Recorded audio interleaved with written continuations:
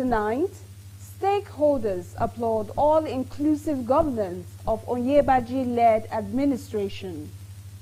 Muslim Student Society of Nigeria enlightens secondary school graduates on career path. Plus, encomiums as Permanent Secretary, Ekiti Ministry of Works bows out of service. This is the Nigerian Television Authority Nta Ado Ekiti News Tonight. Welcome, I am Gloria Ogaga. Stakeholders have applauded the all-inclusive governance of the Biodun Onyebanji-led administration in Ekiti State. This was part of submissions during a special roundtable on political governance and socio-economic development organized by a non-partisan organization, the Ekiti Future Agenda in Ado Ekiti. Nta Ado reports. With the team towards Ekiti 2026, a special appraisal and general evaluation of Gorododo Apayomo Onyebanji's administration and the team, bow, how far, how well, so far. Let us ask questions. Government should decide what should be possible. Let us decide what should be possible. Here is the application where we have politicians. We are just asking the governor for his performance. What have you done? Have you fulfilled all your promises made during your campaign? So that is the basic of seeking re-election. Election is supposed not to be on the platter of gold. It's supposed to be highlighted by performance. So the basic thing we are doing today is appraising or evaluating what the governor has done in the last 3 years. The program afforded stakeholders, including representatives of unions, artisans, Inter-Party Advisory Committee, IPAC, and political parties to evaluate and assess achievements and engage in constructive criticism of the present administration in the state with the determination to engender sustainable development in the state. Here we have opportunity to evaluate the Mr. Governor, and in every ideal society, ideal democracy, I think that is a major cardinal point of democracy, where you have opportunity to evaluate your leader. There are some areas that I want to give credit to him on the youth inclusiveness in agriculture. He has actually empowered the youth in going into agriculture, which is a very good thing for Ekiti State.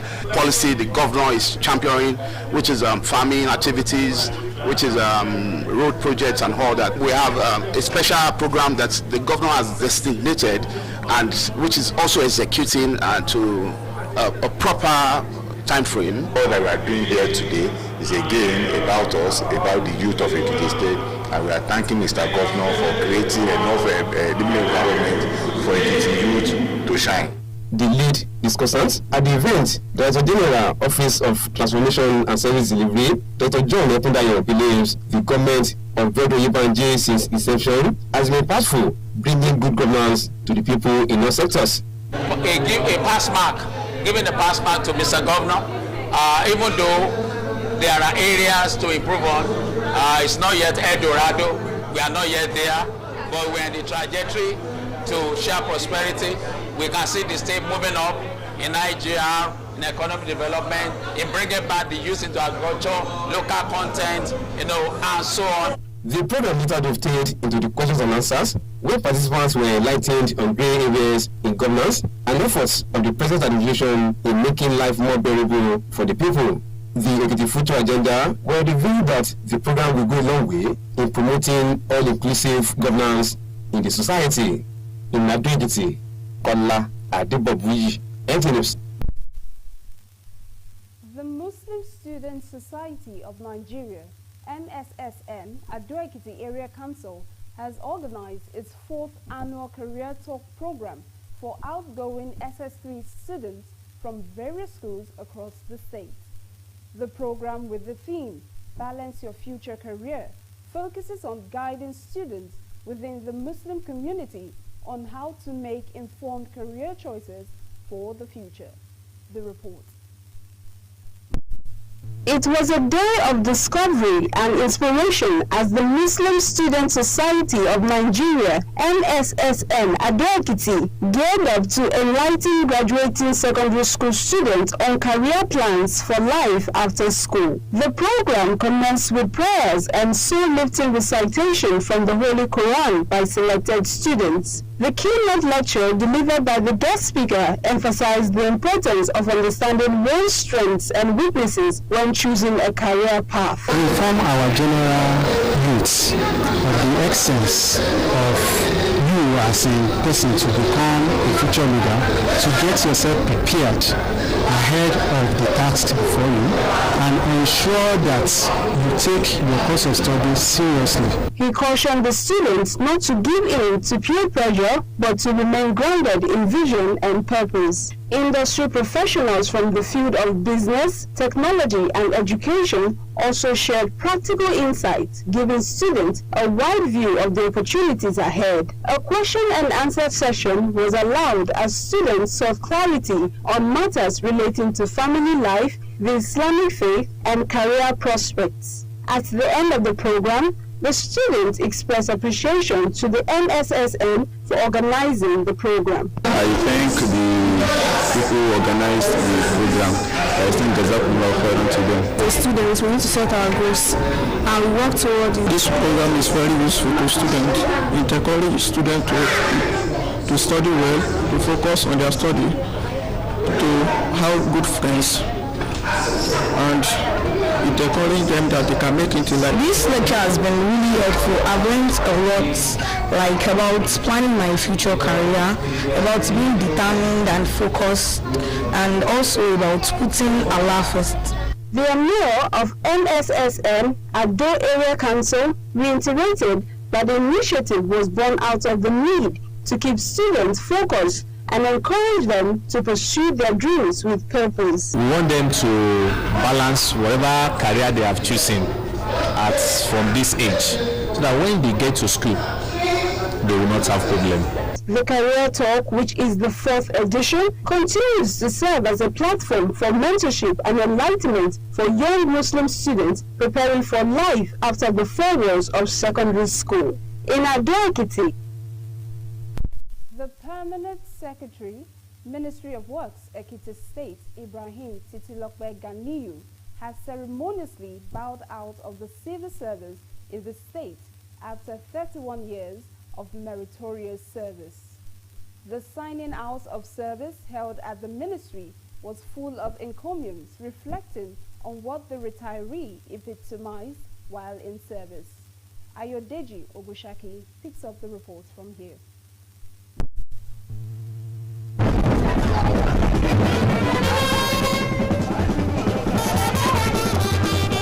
A journey of 1,000 miles, they say, starts with a step, and this came to the fore as Alhaji Ibrahim Titilokbe Ganiyu, who came into the civil service of the old Ondo State in November 1994 as a personnel officer too, rose to the peak of his career as permanent secretary.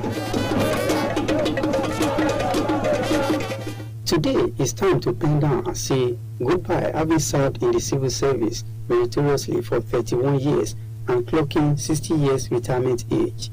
A memorable moment it was as family members, relatives, workers in the Ministry of Works and beyond joined the retiree for the signing out ceremony. The Commissioner for Works, Shola Adebayo, congratulated the retiree for successfully serving in the civil service with a track record of positive contributions to the state civil service, adding that working with him as permanent secretary contributed to the success recorded in implementing government policies and programs under the ministry. It's always a thing of joy when you retire peacefully without blemish.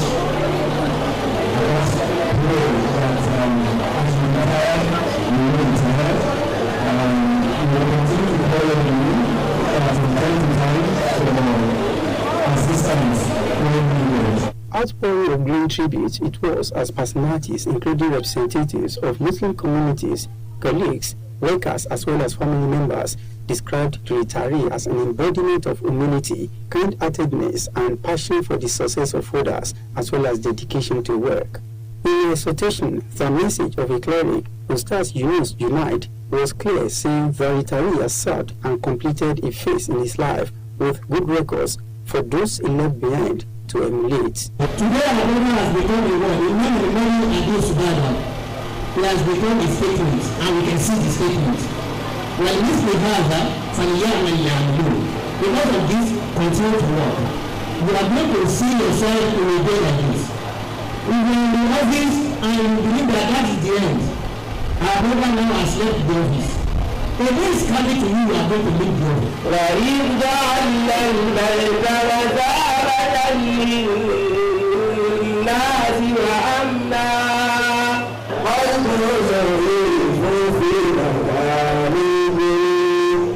What a historic moment as Alhaji Ibrahim Titilope Ganiyu sent out and handed over his file to say goodbye to the civil service. Very I'm so happy that I'm ending well in the service.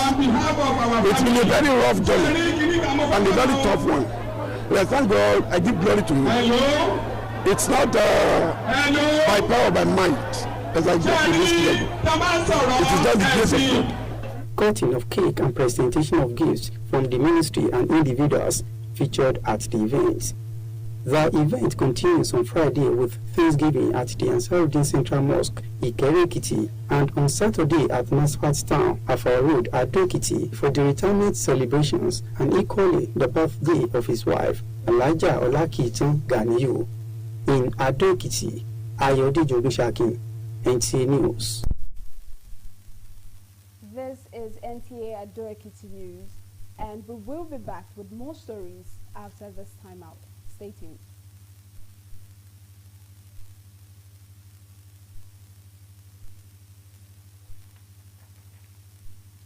All right, popular Nigerian skit maker and actor Mr. Macaroni has added another feather to his cap with a recent academic achievement in the UK.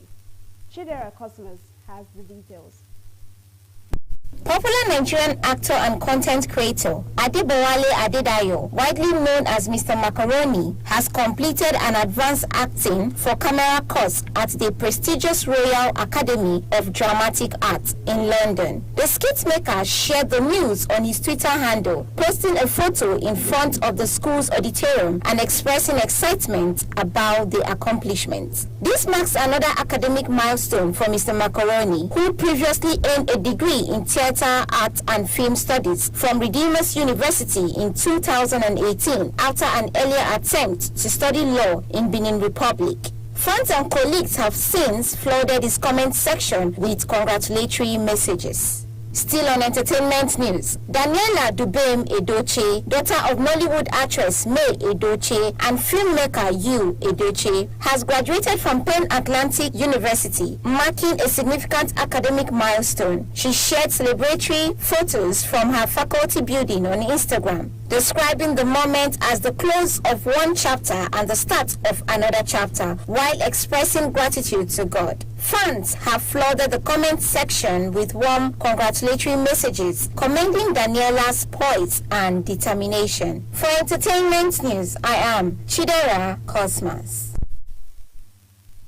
Let us join our sports desk for details of happening in the world of sports.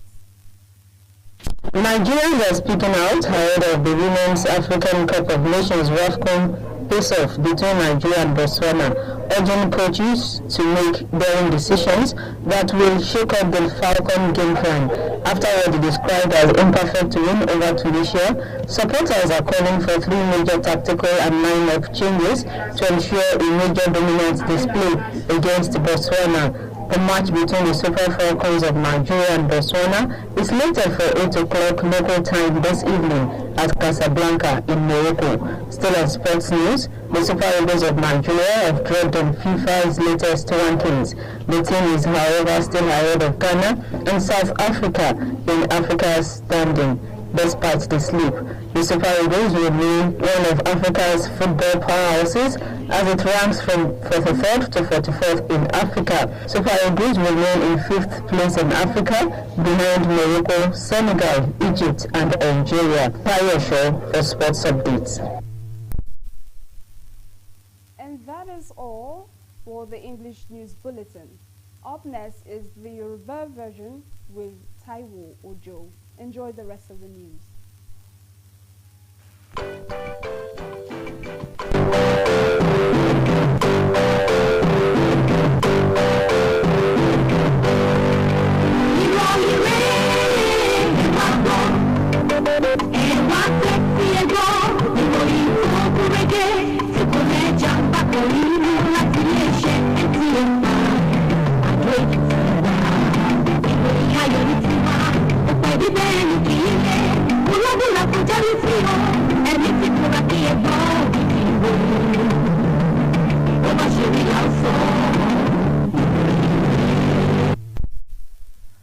Nínú ìròyìn alẹ́ òní, àwọn tọ́rọ̀ kankan sára sí ìṣèjọba alákòyàwó tíjọba Oyèbánjí gùnlé. Ẹgbẹ́ àwọn akẹ́kọ̀ọ́ tó jẹ́ mùsùlùmí ṣètò ìlanilọ́yẹ̀ fáwọn akẹ́kọ̀ọ́ jáde ìwé mẹ́wàá lórí iṣẹ́ àyànláyò àti oríṣiríṣi àwọn ọ̀rọ̀ ìwúrí níbi akọ̀wé àgbà nílé iṣẹ́ òde lẹ́kìtì ti ṣe fẹ̀yìntì lẹ́nu iṣẹ́ ọba. Ẹ kálẹ́ ẹsẹ̀ kíṣẹ́ òní. Ìròyìn la máa fún yín láti ilé iṣẹ́ Nta Ado Ekiti. Táíwò Òjó ìlórúkọ tèmi. Àwọn tọ́rọ̀ kan ti juwọ́ káre sí ìṣèjọba alákòyàwó tíjọba gómìnà Bíọ́dún Oyèbánjí gùnlé nípínlẹ̀ Èkìtì. Ìkansára yìí ló jẹyọ níbi ìpàdé àjọrò lórí ìjọba olóṣèlú tí àti ìdàgbàsókè ọrọ̀ ajé àwùjọ lẹ́yìn tí ẹgbẹ́ kan tí kìí ṣe tìjọba tí a mọ̀ sí Ekiti Vision Agenda ṣàgbékalẹ̀ rẹ̀ nílùú Adó Èkìtì. Kọ́lá Adébọ̀búyì jábọ̀ àtìpalẹ̀ rẹ̀ látẹnu Táyọ̀ Ṣọ́.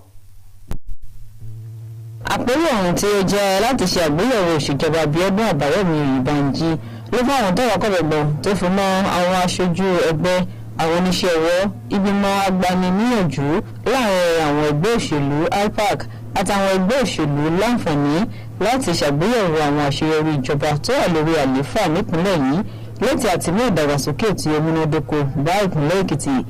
àbẹ lọ́wọ́ gómìnà ni pé iṣẹ́ tó ti ṣe ó kújú wọn tó láti sọ wípé wọ́n fẹ́ lọ lẹ́ẹ̀kejì òun láti kó àwọn èèyàn wá láti wá wo nǹkan tí gómìnà ṣe bóyá ará ìlú tẹ́ wọn lọ́rùn àbí kò tẹ́ wọn lọ́rùn.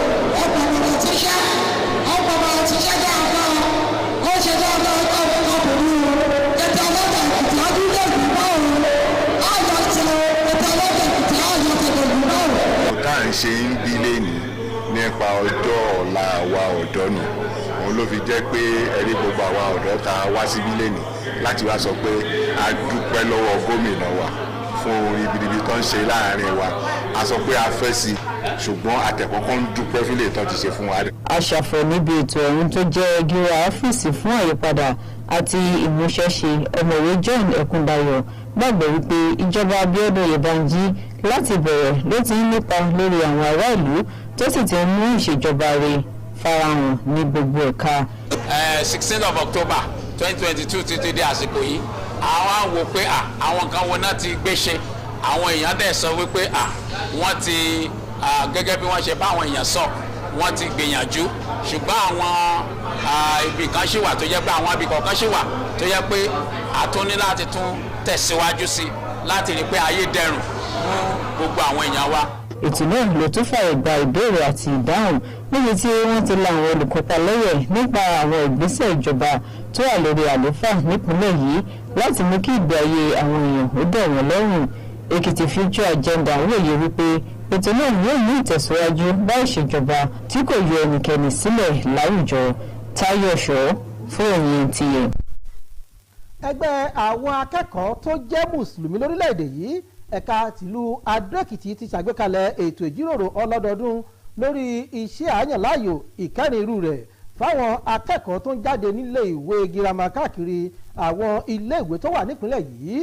Ètò ọ̀hún tó pé àkọlé rẹ̀ ní gbígbé iṣẹ́ ọjọ́ iwájú rẹ̀ gùn ló dá lórí títọ́ àwọn akẹ́kọ̀ọ́ tó jẹ́ mùsùlùmí lọ́nà lórí bọ́n ṣe lè yan iṣẹ́ tí wọn yóò yàn láàyò lọ́jọ́ iwájú. Gloria Ọ̀gá Gàjábọ̀ àtìpalẹ̀ rèé látẹnu Táyọ̀ Ṣọ́.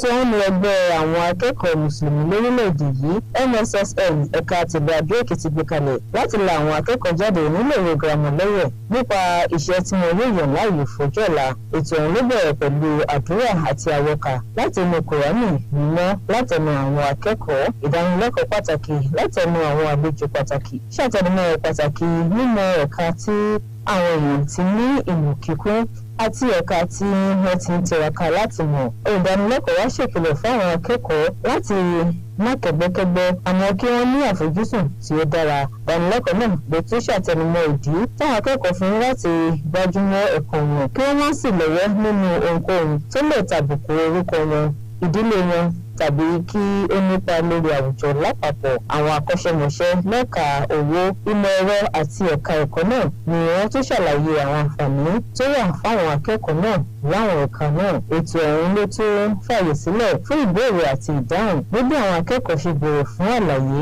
lórí àwọn nǹkan tó ní ṣe pẹ̀lú ìdílé, ẹ̀sìn Islam àti iṣẹ́. Lẹ́yìn ètò náà, àwọn akẹ́kọ̀ọ́ ọ̀hún ló dúpẹ́ lọ́wọ́ ẹgbẹ́ MSSN fún àgbékalẹ̀ ètò ọ̀hún. Gẹ́gẹ́ bí àwọn elétò ti ṣe gbé ètò ìkalẹ̀, wọ́n fi kalẹ̀ láti pé kí ó bá lè jẹ́ ẹ̀kọ́ fún àwọn ọmọ, ìyẹn tó yẹ pé àwọn bàbá wa tí wọ́n ń bá wa sọ̀rọ̀ nípa bí a ṣe lè jẹ́ èèyàn gíga ní ìjọwájú. Ètò yìí ó wà fún wa láti pé kí a bá lè mọ agbára wa bọ̀wọ̀n ibi tí a bá kù sí. Àyẹ̀dúpẹ́ lọ́wọ́ àwọn MSSN program tọ́kọ̀ dọ́sọ program náà láti lè dúró gbogbo àwa tàjẹ́ ọmọléèwé láti lè gbé ibi tá a fẹ́ jẹ́ ibi gíga nílé ayé. Èdè ṣe ẹ̀kọ́ wọn dẹ̀ máa fọkàn sí pé wọn lè jẹ́ èèyàn láyé, kò sí ẹni tí ò lè jẹ́ èèyàn láyé. Ní ìgbà àkókò tá a bá ti fi ojú sí ẹ̀kọ́ wa, kò sí kan tí Ọlọ́run bá olè ṣe ká dẹ̀ máa pẹ́ Ọlọ́run bá sí, Ọlọ́run bá máa ṣe àmì.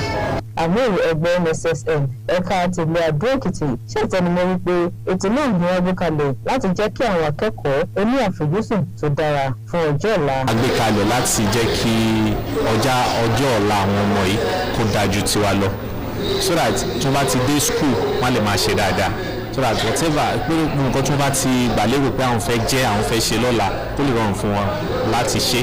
Ètò ìlanilọ́yẹ̀ náà tó jẹ́ ìkẹrin rẹ̀ ló jẹ́ àǹfààní ìlanilọ́yẹ̀ fáwọn akẹ́kọ̀ọ́ mùsùlùmí ní bí wọ́n ṣe ń palẹ̀mọ́ fún ìgbé ayé lẹ́yìn ilé ẹ̀kọ́ girama. Táyọ̀ṣọ́ ròyìn tiẹ̀.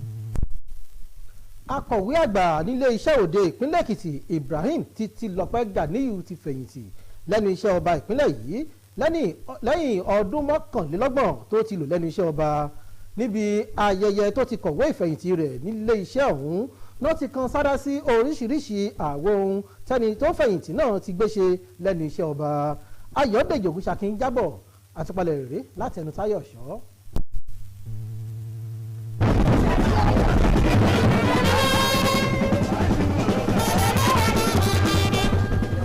Kò sí ohun tí ó ní ìbẹ̀rẹ̀ tí kò ní ní òpin, bẹ́ẹ̀ ni ọ̀rọ̀ rí fún Alhaji Ibrahim Títílọpẹ́ Ganiyu tó darapọ̀ mọ́ iléeṣẹ́ ìjọba ìpínlẹ̀ Ondo àtijọ́ lóṣù kọkànlá ọdún 1994 tí ó sì mú kéde ipò akọ̀wé àgbà. Àsìkò tí wá tó láti fẹ̀yìntì lẹ́nu iṣẹ́ ìjọba lẹ́yìn tó ti ṣiṣẹ́ fọ́dún 21 tó sì ti pé 60 ọdún. Ẹbí, ará, ọ̀rẹ́ àtàwọn òṣìṣẹ́ iléeṣẹ́ fẹ́rẹ̀ iṣẹ́ òde ló darapọ̀ mọ́ ọlọ́jọ́ ìbí náà fún ètò ìfẹ̀yìntì ọ̀hún. Kọmíṣánná fẹ́rẹ̀ iṣẹ́ òde Ṣọlá Adébáyọ̀ kí òṣìṣẹ́ fẹ̀yìntì náà kú oríire fún àṣeyọrí tí ó ṣe lẹ́nu iṣẹ́ ìjọba, pẹ̀lú àlàyé wípé ṣíṣe iṣẹ́ papọ̀ pẹ̀lú rẹ̀ gẹ́gẹ́ bí akọ̀wé àgbà ló pẹ̀lú láti ṣe àṣeyọrí lẹ́nu iṣẹ́ ìṣàgbékalẹ̀ àwọn ètò ìjọba.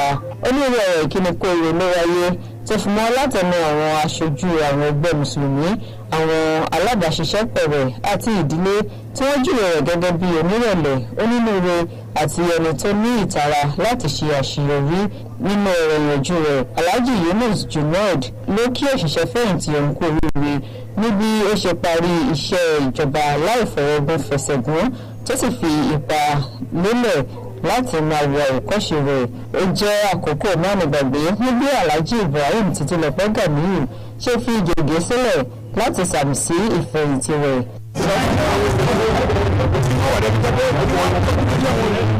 wọ́n dára mọ́jẹ́ wọ́n fọ̀pọ̀ sí láti lé dáradára wọn wọ́n mọ̀ pé ọlọ́run bá nìkan ẹ̀kí lóòtù olóòrùn á sẹ̀rẹ̀ lẹ́sìn ọlọ́ba tó ń sẹ̀rẹ̀ sọ bàbá sẹ̀rẹ̀ lẹ́sìn. Gígé àkàrà òyìnbó àti fífún lẹ́bùn látọwọ́ iléeṣẹ́ náà àti láti ọwọ́ ọlọ́dọni ló wáyé níbi ètò náà. Ètò ọ̀hún ló ń tẹ̀síwájú lọ́jọ́ Ẹtì ní mọ́ṣáláṣí gbogbogbò ìlú Ìkẹrẹ́ Èkìtì fún ìdúpẹ́ àti ní NASFAT Town ní pópónà Àfàò nílùú Àdó Èkìtì lọ́jọ́ Àbámẹ́ta fún ayẹyẹ ìfẹ̀yìntì àti ọjọ́ ìbí ìyàwó rẹ̀ Alájà Ọlákìtàn Gàmílù. Táyọ̀ Ṣọ́ ló ṣàtúpalẹ̀ ìròyìn. Eré ìdárayá fẹ́kúnrẹ́rẹ́ ìròyìn eré ìdárayá ẹ jẹ́ ká darapọ̀ mọ́ Táyọ̀ Ṣọ́. Àwọn èèyàn orílẹ̀-èdè yìí ni wọ́n ti ń sọ̀rọ̀ nípa ìkópa orílẹ̀-èdè Nàìjíríà níbi ìdíje ife ẹ̀yẹ àwọn obìnrin nílẹ̀ adúláwọ̀ níbi yóò ṣe kojú Botswana lálẹ́ òní. Wọ́n rọ àwọn akọ́nimọ̀ọ́gbá wọn láti ṣe àwọn ìpinnu tí yóò mú kí Nàìjíríà tayọ. Nàìjíríà ni ó fi àjùlọ Tunisia níbi ìfẹsẹ̀wọnsẹ̀ rẹ̀ àkọ́kọ́. Ìfẹsẹ̀wọnsẹ̀ láàrin Super Falcons orílẹ̀-èdè yìí àti Botswana ni yóò wáyé láago 7 àṣálẹ́ òní ní Casablanca lórílẹ̀-èdè Morocco. Nínú ìròyìn yìí, Super Eagles orílẹ̀-èdè Nàìjíríà ni ó ti ròyìn ní àlàálẹ̀ àjọ fẹ́rẹ̀bọ́ọ̀lù àfẹsẹ̀gbá lágbàáyé FIFA tí ó ṣẹ̀jáde. Àmọ́ ṣá, ẹgbẹ́ agbábọ́ọ̀lù ọ̀hún ni ó sì ń léwájú àwọn orílẹ̀-èdè bíi Ghana àti South Africa nílẹ̀ adúláwọ̀ níbi ó ṣe jẹ́ ọ̀kan lára àwọn ẹgbẹ́ agbábọ́ọ̀lù tí kò ṣe fọwọ́ sẹ́yìn nílẹ̀ adúláwọ̀. Nàìjíríà ni ó ròyìn láti ipò 43 sí ipò 44 lágbàáyé, àmọ́ tí ó sì wà ní ipò 5 nílẹ̀ Áfíríkà lẹ́yìn Morocco, Senegal, Egypt àti Algeria. Táyọ̀ Ṣọ́ fún ènìyàn tí. Níbi gàdìmọ̀ fún tòní ọ̀la ni kẹ́tọ̀ pàdé wa fákọ̀tún ìròyìn mi kó tó dọ̀là dọ̀kọ̀ kásùn rè o.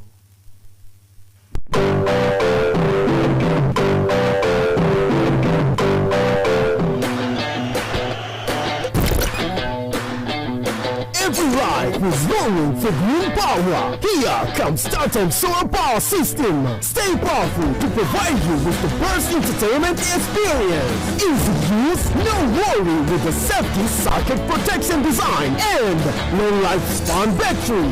With Startem Solar Power System, you no longer need to worry about charging household appliances. And more types of solar power system are available for your different requirements.